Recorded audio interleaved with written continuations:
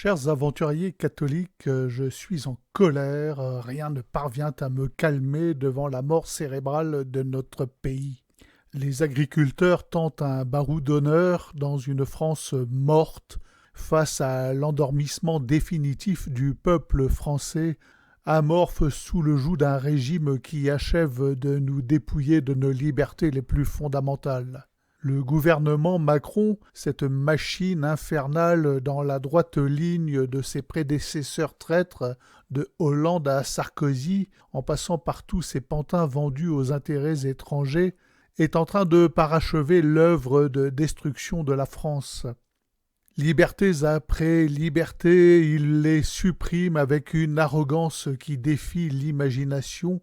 Et le pire, c'est que le peuple, ce grand corps inerte, ne bouge pas d'un pouce.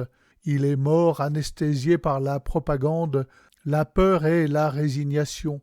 Rien ne va plus, mes amis, et si nous ne nous réveillons pas, la France disparaîtra comme nation, effacée par ces élites corrompues qui nous vendent aux enchères mondialistes. Sous Macron, la répression est devenue une norme quotidienne, un outil pour écraser toute voix discordante. On ne tolère plus la critique, même la plus évidente, la plus ancrée dans le bon sens. Prenez les morts suspects qui s'accumulent comme des ombres menaçantes. Éric de Nessé, ce directeur du Centre français de recherche sur le renseignement, retrouvé suicidé dans des circonstances douteuses. Coïncidence? Bien sûr que non, c'est un avertissement clair. Osez parler et vous finirez 6 pieds sous terre avec une enquête bâclée et des médias complices qui regardent ailleurs. Que dire des sanctions européennes injustes et scandaleuses contre des figures comme Xavier Moreau, cet analyste politique banni de YouTube depuis 2022 et visé par des mesures punitives pour ingérence informationnelle, simplement parce qu'il ose défier le narratif officiel pro-OTAN et pro-ukrainien. Ces sanctions imposées sans procès équitable ne sont rien d'autre qu'une chasse aux sorcières contre les dissidents, une violation flagrante de la liberté d'expression qui n'a rien à envier aux dictatures qu'il convient de combattre ailleurs, au Venezuela par exemple. C'est une persécution pure et simple, pas une sanction légitime. Cela devrait mettre le peuple dans la rue, mais il reste sourd, muet, aveugle, semblant attendre sa propre mort avec résignation. On en est au point où relayer un simple tweet peut vous valoir une peine de prison. L'affaire Trogneux est le visage de l'état du pays, des citoyens ordinaires comme vous, comme moi, qui osent questionner les mystères autour de Brigitte et de ses origines troubles, se trouvent condamnés pour diffamation ou haine en ligne. Haine de qui? Est-on obligé d'aimer notre couple présidentiel, de lui rendre gloire comme en Corée du Nord? C'est du pur stalinisme. Le régime utilise la justice comme une arme pour museler le peuple, transformant les réseaux sociaux en pièges mortels. Le DSA, ce monstre bureaucratique imposé par Thierry Breton et ses acolytes européens, n'est qu'un affreux baratin sophistique pour justifier la censure totale. Sous couvert de lutte contre la désinformation, il ferme les bouches, bloque les comptes et étouffe toute analyse critique. La France est devenue un goulag numérique où penser librement est un crime. Comme si cela ne suffisait pas, dans sa léthargie, le peuple subit de pleine face l'ignominie de l'accord Mercosur, ce pacte infernal que Macron et ses sbires poussent pour ouvrir grandes les portes à l'importation massive de produits agricoles d'Amérique du Sud, bourrés de pesticides et d'hormones interdits en Europe. C'est un empoisonnement collectif des Français, une trahison sanitaire qui condamne nos enfants à ingérer des viandes et des céréales contaminées par des substances cancérigènes, tout ça pour engraisser les multinationales et détruire nos agriculteurs locaux. Des normes laxistes là-bas, des contrôles inexistants chez nous. Le Mercosur n'est qu'un vol organisé de notre santé et de notre souveraineté alimentaire. Un suicide national orchestré par des élites qui se fichent éperdument de nous empoisonner pourvu que leurs poches se remplissent. Et le peuple, il avale ça sans broncher, littéralement, mort et indifférent pendant que son assiette le tue. La France comme nation s'efface sous nos yeux. Macron, en plus de nous ridiculiser en enlaçant des éphèbes en sueur et en se laissant insulter publiquement par Trump, par Poutine, par Xi Jinping, vend notre souveraineté à Bruxelles, à l'OTAN, aux multinationales qui pillent nos ressources. Nos frontières sont des passoires, notre économie n'est que taxes, des taxes folles qui enrichissent les élites, qui se gardent d'utiliser le moindre argent pour le bien commun, pendant que les agriculteurs se suicident et que les travailleurs crèvent la dalle. Le double langage est partout. Il parle de démocratie tout en imposant des lois liberticides, de paix tout en armant des guerres proxy, de justice tout en protégeant les puissants.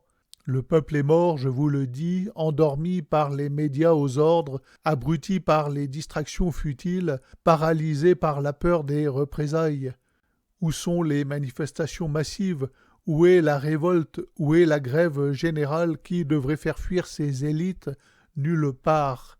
Les Français ronflent pendant que leur pays est démantelé, leur liberté volée, leur avenir hypothéqué aux intérêts de banksters et de mondialistes. Cette léthargie consternante, cette inertie face à la ruine annoncée est un suicide collectif. Les élites spolient nos biens, terres, industries, patrimoines avec une rapacité insatiable et nous préparent déjà à l'envoi en guerre, programmé par nos maîtres européens qui nous sacrifieront sur les fronts de leurs ambitions nihilistes et de leur soumission aux princes de ce monde, comme des chairs à canon pour des conflits qu'ils ont allumés. Ils nous dépouillent de tout, nous envoient crever dans des batailles artificielles, et nous restons couchés, muets, résignés, attendant le coup de grâce. Cette léthargie est-elle liée à l'apostasie? Je le pense profondément. Le peuple français a renié le Christ roi, abandonné la foi de ses pères pour un matérialisme vide, un confort illusoire et une laïcité qui n'est qu'un voile sur le néant. Sans Dieu, sans âme, sans espérance éternelle, il n'y a plus de force pour résister, plus d'intelligence. L'apostasie collective nous a rendus lâches, apathiques, prêts à accepter notre propre anéantissement. Mes frères en Christ, en tant que catholiques, je vous le crie, c'est le triomphe du mal. Ce régime n'est pas seulement incompétent, il est maléfique, aligné sur des forces qui haïssent tout ce que représente notre foi. La vérité, la justice divine, la souveraineté des nations sous le règne de Dieu. Le peuple est mort parce qu'il a oublié le Christ roi, parce qu'il a troqué son âme contre un confort qui ne vaut rien, rien pour l'éternité. La France agonise, et si nous ne nous levons pas, elle sera rayée de la carte, absorbée dans un empire sans visage, où les hommes empoisonnés et soumis ne sont que des numéros. Réveillez-vous, réveillez-vous, chers amis, chers aventuriers catholiques, refusez cette léthargie collective. Rejoignez-moi dans cette bataille spirituelle, abonnez-vous, partagez cette vidéo pour secouer les consciences, soutenez notre tour du monde à la voile pour porter le message du Christ roi aux quatre vents, visitez le Tipeee pour soutenir la chaîne et que Dieu nous donne la force de résister. À demain, si Dieu le veut. Christ, sauve-nous, roi de France. Christ, sauve-nous, Christ, sauve-nous, Christ, sauve-nous, roi des rois, Christ, sauve-nous.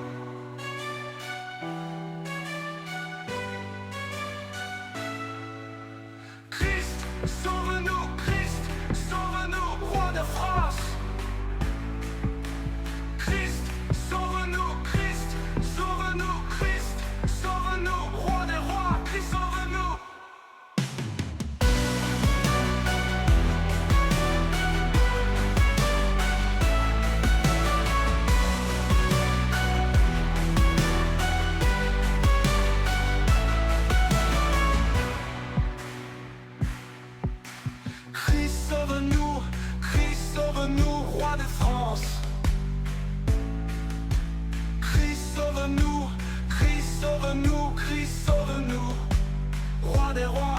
sauve-nous.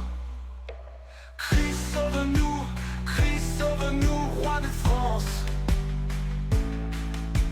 Christ, sauve-nous. Christ, sauve-nous. Christ, sauve-nous, roi des rois. Christ, sauve-nous.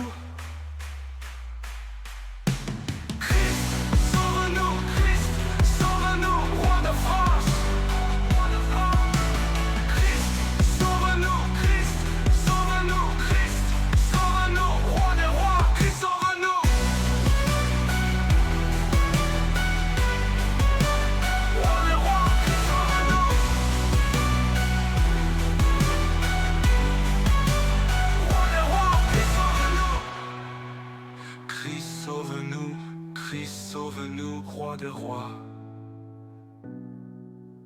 Christ, sauve-nous.